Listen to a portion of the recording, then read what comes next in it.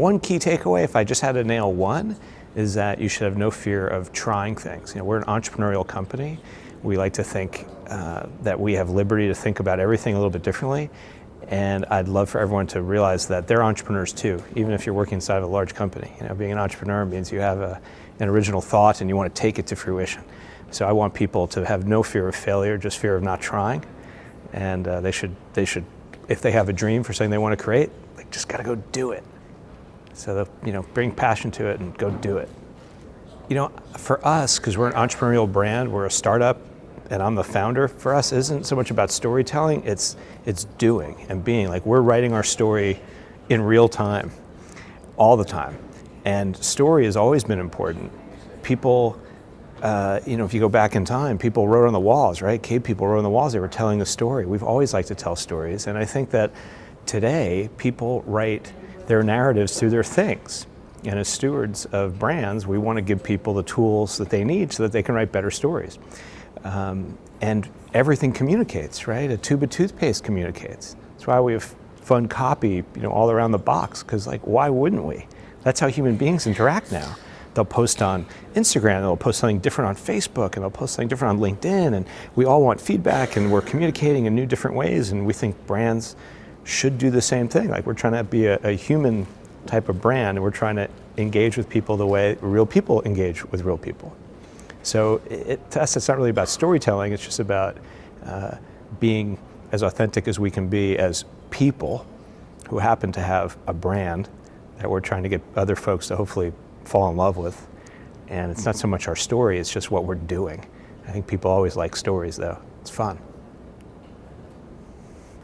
I'm usually very frustrated by things. I think that's where most entrepreneurs start. Something pisses them off, something chafes them, something gets them to not fall asleep, and they go, why? Why is it like that? Why did someone make it like that? I have this idea, I think I can make it like this. And it's that constant questioning that I think that's gnawing away at entrepreneurs that gets us to do things. It's passion, it's drive, it's a lot of nice adjectives, but I think more than anything, it's something really has to get under your skin. And I like to say, for us, we try to fall in love with the problem.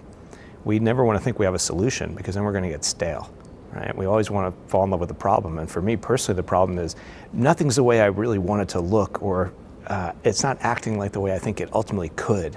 And that's a journey, it never stops, because culture changes, and I think brands and products need to change with it. So it's that frustration with the brand not keeping up with the culture, and that gap between the two that keeps me really fired up and wanting to go, and keep making more stuff that people can fall in love with. That's the key. Wow, that is a really good question. For us, how do we translate consumer insights into product innovation? We're the customer. We're not looking for outside stimuli to inform us. We're looking internally. Again, we're a founder-led company. We have a great team. I have an amazing team of people. We're all passionate. I have a CEO, an EVP of sales, a head of R&D, a head of supply chain, a head of finance. We have an amazing team. We all inform each other and work together to figure out what's bothering us, what we'd like to see in the world. And what we found is it's not that we don't like to interact with people and get their feedback, of course we do, but we find that we have ideas on our own. We don't want the tail of research to wag the dog. We find that sometimes you miss things. If you just look at the data, you're going to miss stuff. We look at emotion. We try to mine and harvest our own thinking, because we don't have any legacy and no layers, right? Our brand doesn't exist over 100 years, so there are ways that we have to behave based on, the work of predecessors. We get to create ab initio. So for us, it's really what do we feel? What do we want other people to feel? And if we wait for insights to strictly inform our thinking, we'd probably be in trouble. External insights. We have our own beliefs, and we strongly and passionately follow those. And hopefully they mesh up with what's going on in the broader world. I think everything is heading into a more natural direction. I think everybody wants a level of transparency and story and provenance from just about everything. And I think you're going to see more and more products go away from just straight up utility to more and more storytelling, and provenance. Where do they come from? Where did this idea come from? Why is this better than what came before it? It's going to be obvious because there's going to be a story to it. There's going to be some immediacy to it. What does it look like? What does it feel like in my hand?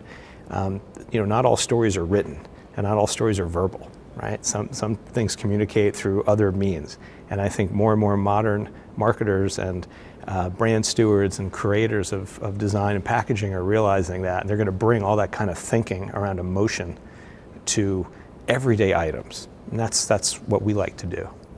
Well, we keep a lot of things secret because, that's what we like to do. But we're very excited. We have this new fabulous charcoal toothpaste.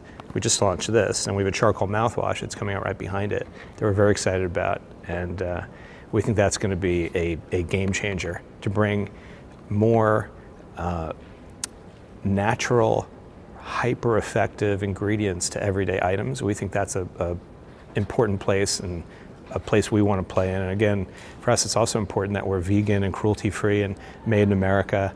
And I think a level of thoughtfulness and transparency coming through with everything we do is important to us, but we think it's important to a modern consumer, and we think more and more brands are going to follow this way of thinking.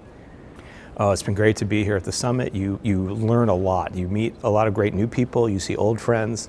And it's just really interesting to hear people's stories when they come here. They don't just sit here and tell you data, right? They're not just sharing the data points. Oh, we did this and then this happened. That would be really dry. There are people that are telling you why they do what they do, not just the how, but the why. And the why ends up being much more informative sometimes than just the data points. It's much more interesting for sure, and entertaining, yes, but I think in terms of the bigger picture, it's much more impactful.